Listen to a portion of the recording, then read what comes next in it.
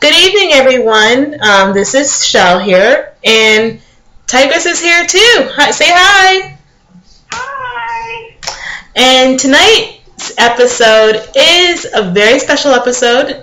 We are here to celebrate the release of Bonded in Shadows. And woohoo! Congrats, T. Thank you. And this is, like I said, a pretty special episode that we're going to be doing. We're going to be doing some giveaways. Tigris is going to be answering some of everyone's questions. And we're just going to pretty much just start. What I wanted to know with this is pretty much, when did you start writing, T? Like the first inception of writing? Yeah. Just tell us a little bit more about your background for people who don't know. In elementary school, I always used to love to write stories, tell stories, but it wasn't until 6th grade when I wrote The Case of the Missing Pepperoni. And my 6th grade teacher, Miss Will, actually read the story out loud, and everybody in the class liked it. It was just about a shop that, when it closed down at night, the ingredients would come to life, and the pepperoni went missing, and so the salt and pepper shaker were basically, on the case looking for the missing pepperoni, and come to find out the shopkeeper had left, the pepperoni in his chef jacket before he left work, and that's why the pepperoni was missing. That's so cute. How old were you when you did that? I was, in the 6th grade, so 11 or 12. Oh, that is so cute. That's awesome. Yeah. Now, who are some of your inspirations? Some of your favorite authors, or who do you look up to? Oh gosh, that's an exhaustive list because there's a lot. I wouldn't say they necessarily influence my writing because I get a lot of my material from just people watching or family members or just, scenarios that I drew up in my head. But right now I'd have to say that some of my favorites are Laura Kay, Jennifer, I always say her last name wrong, but is it Armitrout? Armitrout. I always say it wrong too. Armitrout. If we're saying it wrong, Jennifer, we're sorry. Yeah. She's another one of my recent favorites. For some reason, I've been all into the new adult genre. She writes really well. Colleen Hoover's another one. Some of my old-time favorites, they're old, but just some of the ones that I'll always read. Obviously, Larissa Adrian, Laura Sione, Laura Adrian, Karen Taffy, Sylvia Day, Myrna DePaul's another good favorite of mine. My very first romance book that I read was actually by Victoria Holt, and that was called Minifree in the Morning. I love Victoria Holt. Yeah, Victoria Holt was amazing.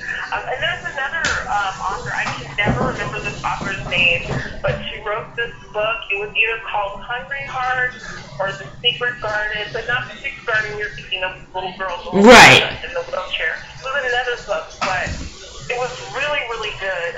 But those are some of the authors that I love and that I look up to. And I love classical authors too, so I'm really big on Shakespeare. I love some of the philosophers. I've read a couple of Socrates. If I wanted to go to the horror side, it would be Stephen King. I'm a huge Stephen King fan. James Patterson's another one that I like a lot. So I read. I have a very eclectic genre, and there's some authors that I will always hit the pre-buy or pre-order on. I don't even question because I just know that everything that they're going to write is going to be amazing. I've never been disappointed. Now, what do you think about, speaking of James Patterson, James Patterson also has writers. I don't know if you would call them, he's pretty much a mentor to them, so he will have them write under his brand, per se. What do you think about that, just out of curiosity, as you mentioned James Patterson? When I first found out that he did that, I kind of was a little bit disappointed. It just kind of seems like the easy way out, you know what I mean? Right. I'm big, famous, I don't really have to write anymore, let's have someone else do it for me. And I get that. I know that some authors out there like to have what ghostwriters. Right. Or people will just write under their names and, the stories kind of evolve. I think once you get into stuff like that, it kind of takes away from the story because even though someone can fashion their style after James Patterson, it still isn't James Patterson. Right. So it kind of does the reader a disservice. If they're, like knowing that going into it, saying, well, even though it says James Patterson, it's not really James Patterson. Right. Or on the other end, if you're one of these young writers or new writers that writes under his name and the story is successful and then you go under your own name, do you think that success would translate well with that because they now have a following for their style of writing because it's not, we all know it's technically not his style of writing. That's not what we're used to by him. I think that if it gets the author's name out there, then that's up to them. I think personally, I wouldn't want to do something like that. I just would want my work to be my work. I wouldn't really want to be under the umbrella of an A-list writer, if that's how you want to deem it. I would want everything to always come from me, be my ideas, my thoughts, my words. I wouldn't want to necessarily pattern my writing after someone else's writing. I think it's like a really shady gray area. There is no right or wrong. There's just your opinion of what you as the reader or another author would think. You know what I mean? Yeah. I meant to get your thoughts. I wanted to get your thoughts on that, just in case if there was any way would you do something like that? But I would not do something like that. Yeah, I don't think I would either for those same reasons. No, I don't think I would either for those same reasons.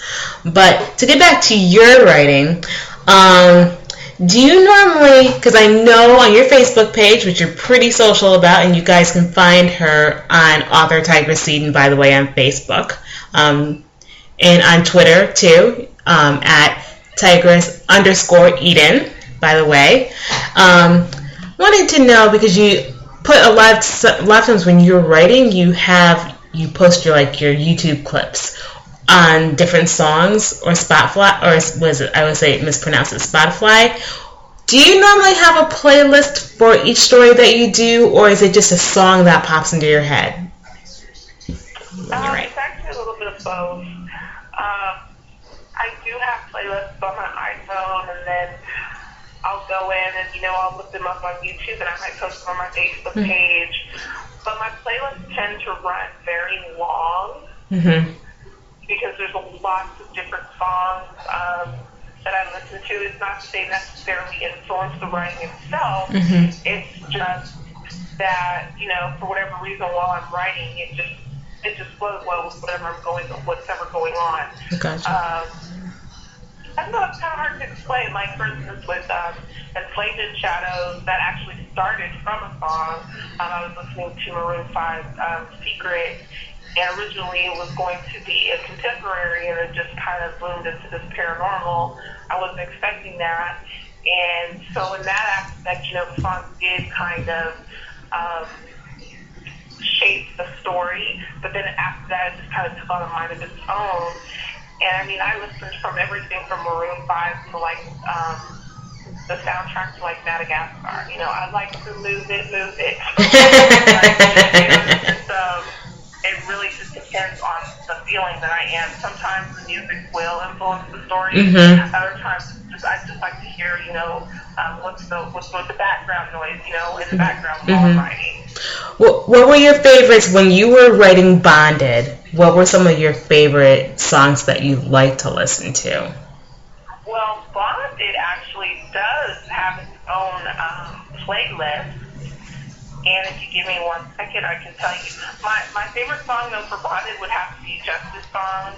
I did do a blog post on that, and I kind of, labeled some of the songs that they pertain to some of the main characters. Oh, nice. And one of the artists, Sparla Squaw, I'm probably saying her name wrong, but the name of the song is Song of the Morning. There's no words to it. It's just a mood.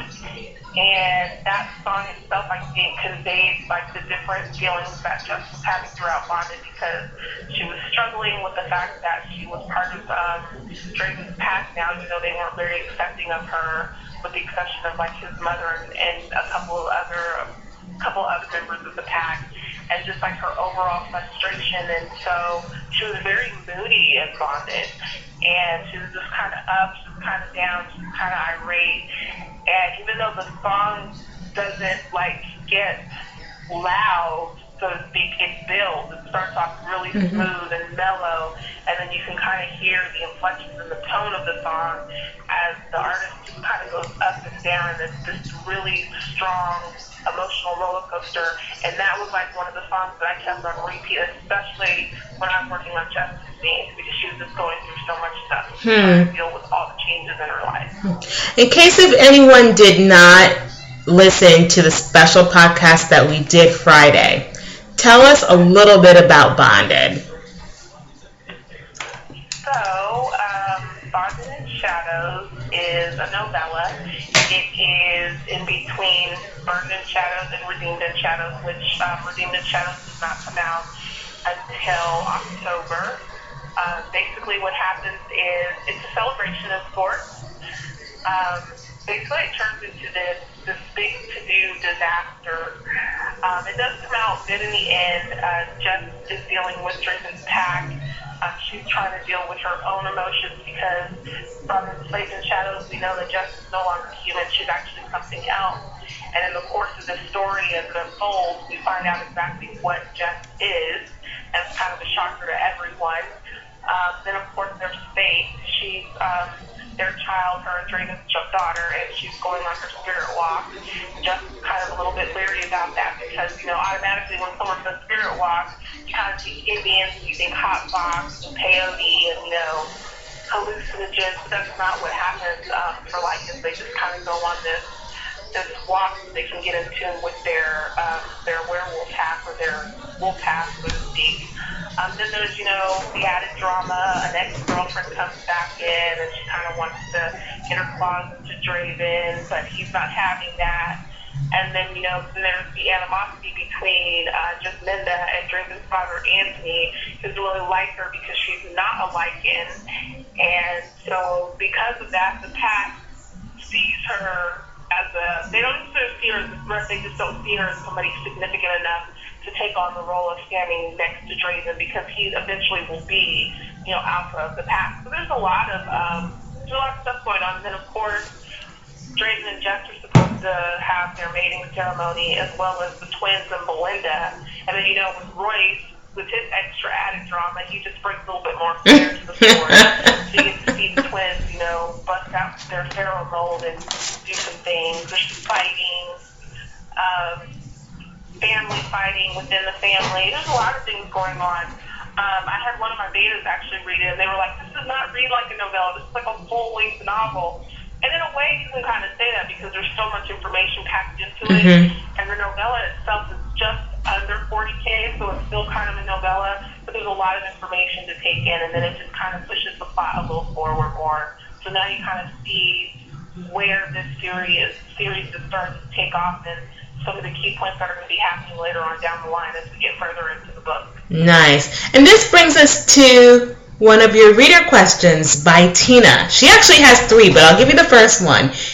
She wants to know, how many books do you foresee in this series?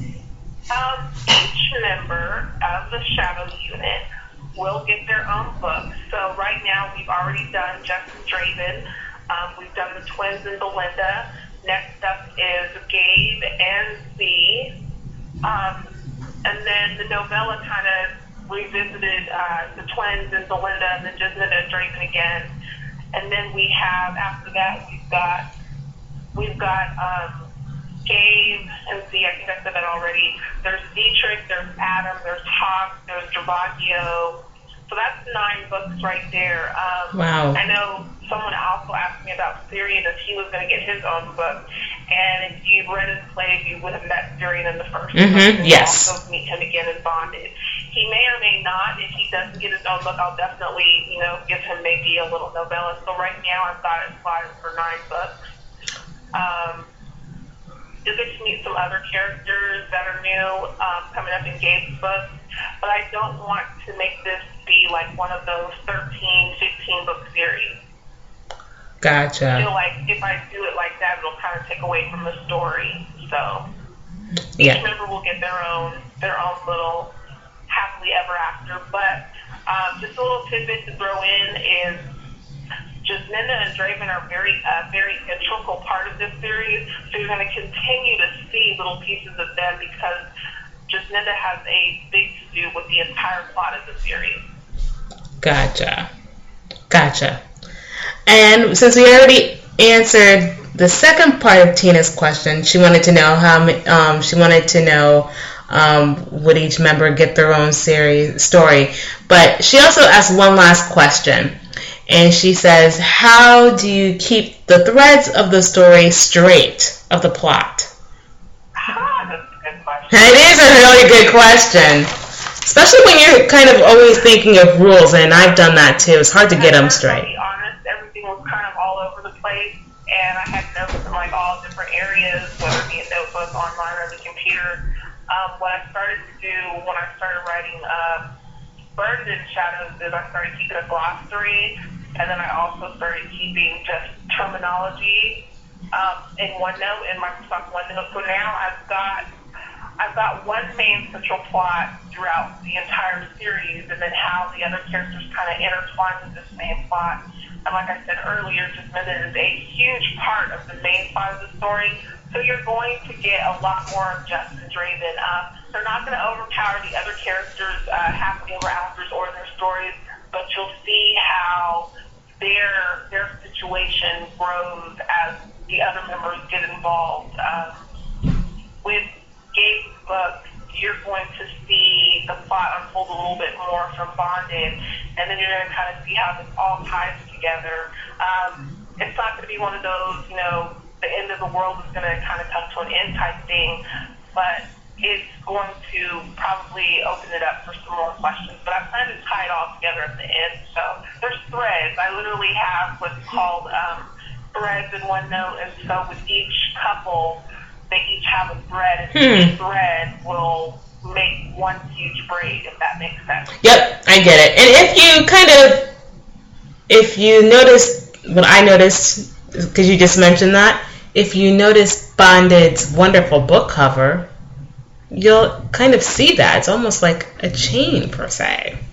Yes, it's an infinity bond, and so it's a never-ending. Stephanie was the cover artist for Bonded, and she did a terrific job. She sure did. She gave me exactly what I wanted.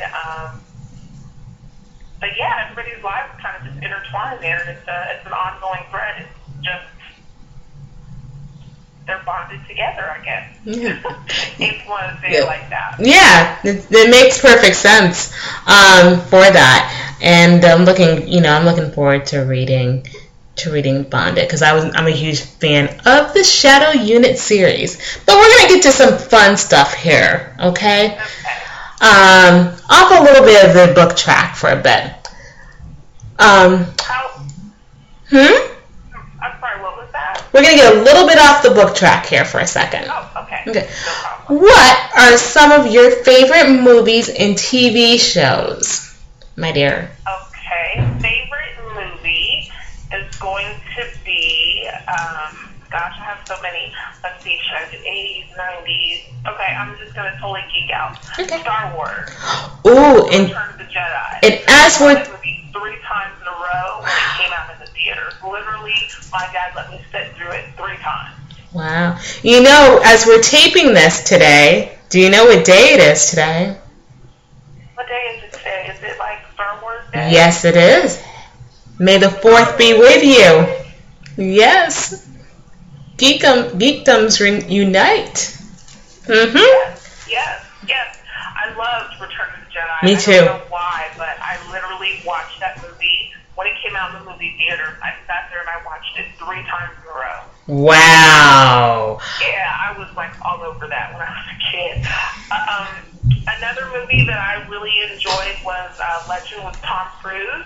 I did too. I love that movie. I love that movie. And I have to admit, I was all for the dark dude winning. The guy that Tim Curry played. Yes, I was going to say Tim Curry. I was like immensely attracted to him. As I got older, I was just like, it was not about Tom Cruise anymore. It was all about the dark dude.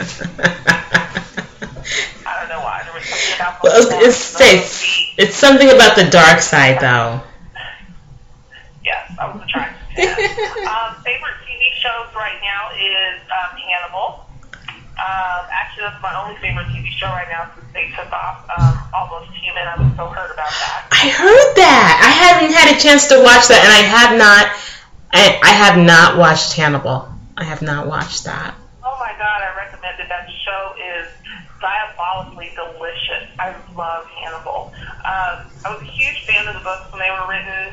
I love how the show, it doesn't necessarily follow every detail. Mm-hmm. Right. It's pretty darn close, and it's just Matt Nicholson and Hugh Dancy, they are terrific actors. They are. Hugh Dancy is amazing. I'm not familiar with the other actor who you just mentioned, but Hugh Dancy is phenomenal. He is. And you know what? The both of them were really good in Arthur. Were they in Arthur? The remake Arthur? They were the knights. Matt Nicholson was the dude that had the hawk, that had the 2 tattoos under his eye, and Hugh Dancy just had a head full of floppy curly hair. And he was one of the ones that survived at the end. I forget which knight's name they were. But yeah, those two, they both acted in Arthur together. Oh, you know what I'm thinking? Yeah, they did. Come to think of it. Huh. I'm a movie buff. I missed that. You know, there's Game of Thrones, even though I didn't watch it tonight. I did DVR and I'll watch it later, but huge Game of Thrones fan. Same here. I love that show. I didn't watch it tonight either. I DVR'd it too, so. Yeah, I DVR. I'll watch it later on, either this evening or tomorrow while I'm working. Yeah, that's one of the best shows on TV. I think so. I'm looking forward to the ending of the season. I can't wait for the season finale of True Blood. I'm kind of broken up about that, but you know what? We get to see some Alcide, so I'm okay with Yes, can I just say, you know, last season was as much as I love the show, last year was flat for me. I agree. I don't think it started picking up until like the middle of the season. I agree. I remember like by the 3rd or 4th episode, I was ready to give up on True Blood. Yes. And then like literally like right in the middle is when it started getting better. Yeah. Toward the end, it got really good. Now, I am interested now in how the final season, I'm so sad about this too, how the final season is going to go, especially now that we see Alcide with Sookie. So, and to play into that dynamic, and it'll be interesting. And I just think Joe Manganiello is a great actor, period. He's so underrated, and maybe it's because he is so good looking that it kind of overshadows everything, but it's not, I write paranormal as, it's difficult for an actor to play a werewolf or that type of thing. And he does it with such I don't know the right term to say. I was going to say with such grace, but it's not really grace, but he just does it, he's very underrated as an actor. I give him and all the actors who do that series a whole lot of credit. Yeah, I enjoy watching him act. I could have taken him or leaving him in Magic Mike, but other than that, Me too. I do want to see that movie with him and Arnold Schwarzenegger. What is it called? Sabotage. That's it. Sabotage. I haven't seen the previous show. I don't get to watch a lot of TV. That's another thing about me. I don't either. I used to be a huge TV movie person, and with like older movies, I could probably like quote some stuff off the top of my head. But now with the writing schedule and trying to actually write full time and work full time, I very rarely get to watch as much TV, but like I DVR a lot now. Right. Yeah, I'm a binge watcher myself, so I feel you on that. Now, I do have another question here. Is there a book genre that you'd like to try that you have not tried yet? Yes. Historical romance. Like period romance. I would love to do something like that. I don't have anything in the works for that yet. I know there's a lot of research involved in that, and that's not what scares me. I just think that my interpretation of, what would be a good historical may not be accurate interpretation, if that makes any sense. I love reading historical romances. I love period romances. I would love to write in them, but I don't feel like that's one of the areas that I would excel in. Okay, gotcha. Yeah. And before we go into into another fun part, I have another thing that I like to do. That I think that would be fun to do. We're gonna call this, because we can't really swear on here, because just in case if there's kids here, we're gonna just call this F, Marry, Kill. Okay? And here are the F, Marry, Kill. Yes. And here are the three that you can choose from. Michael Fassbender, Chris Hemsworth, and Henry Cavill.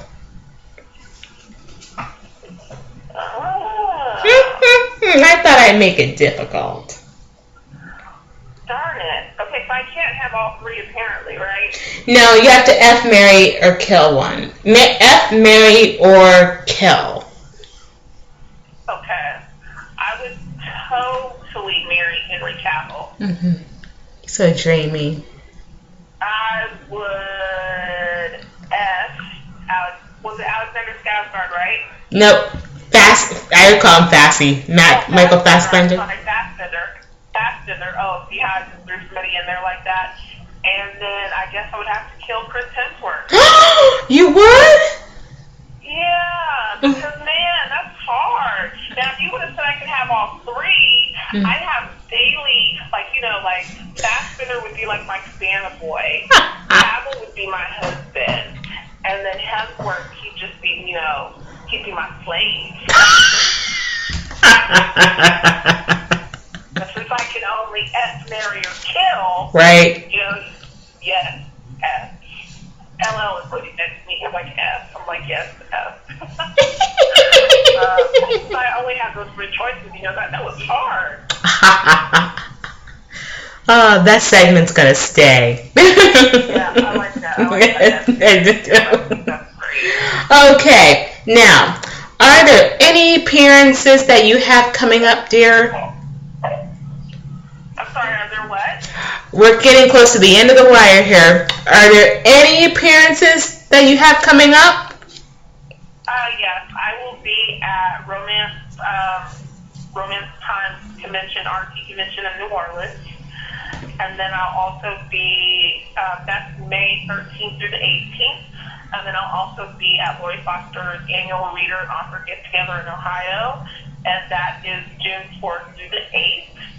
Also, too, I wanted to let, since Tina was the one that asked the question, she'll obviously get the giveaway that we were going to do for this. And that's going to be the complete box set of the first 3 books in the Shadow Unit series. Sweet. Congrats, Tina. Congrats, Tina. All right, lady. Put up your tell us your social links so we know where to find ya. Okay, you can find me on Twitter at Tigris_Eden. You can also find me on Facebook.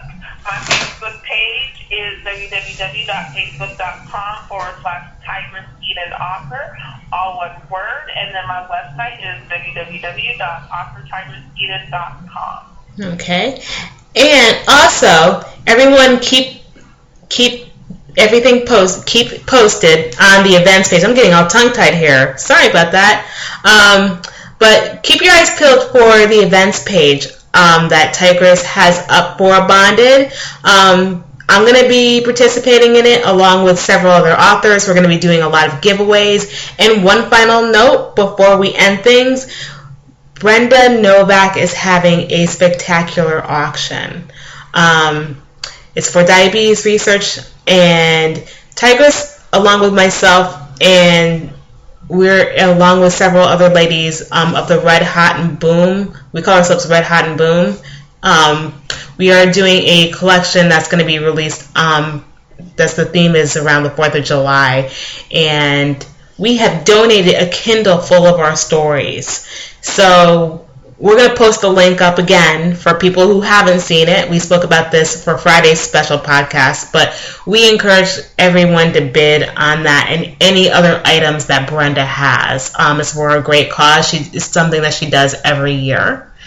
And just so you know, those authors are Randy Alexander, Cassandra Carr, Mari Carr, Shyla Colt, myself, Renee Folsom, Alexandra O'Hurley, Desiree Holt, Sable Hunter, Ryan O'Leary, Ty Langston, which is Michelle, Kristen Lovell, Michelle Prince, Raylan Rain, Jody Redford, and Kat Shields. Yes. And for anyone that listens to this podcast, the day of the Facebook event that I'm holding for Bonded in the Shadows, the key word is Shadow Unit. Yes. There you go. Super easy, huh? Yep, that's pretty easy. So you heard the keyword is Shadow Unit. Okay, so all you have to do is post that in the event, and you'll be automatically entered to win for another drawing. And that's just one of the other giveaways that we've got going on. okay, fantastic. And that's it for tonight for me. And Tigris, any last words? Nope, I just want to thank everybody for listening to the podcast, and hope to see you guys on Tuesday night during the Bonded in Shadows release event. Looking forward to it. It's going to be a whole lot of fun. Thank you, dear. Thank you, everyone. Have a great night and have fun at the event. Thanks. Bye. Bye.